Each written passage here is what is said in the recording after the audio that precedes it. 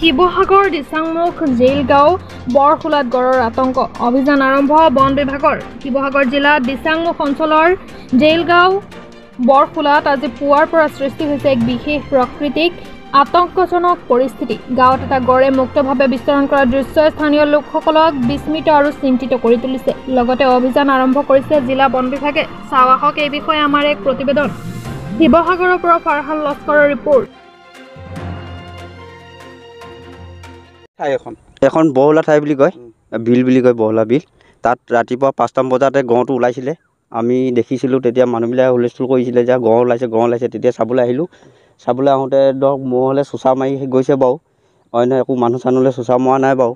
এতিয়াও এই পথাৰৰ মাজতে আছে, বাও ধানৰ তলিত ঘূলি লৈছে, খাইছে, শুইছে, দৌৰিছে, সেনেকুৱা কৰিছে। মহৰ লগত যুদ্ধ কৰিছে, তেনে চোঁচা মাৰি গৈছে আৰু মহলে। তাৰপিছতে বন বিভাগৰ মানুহ ৰাতিপুৱা আহিলে, 4টা বজাতে আহিছে। খবৰ পাই লগালগ আহিছে, আহি আছেহি। আগত ওলোৱা দেখা নাই আমি জন্ম হ'ব পৰা, কিন্তু হাতী ওলাই বুলি জানো বাৰু। আগৰ পিছে আহিছে বাৰু, গড় নাই দেখা। গড়টো আছে বহলা পথাৰত আছে।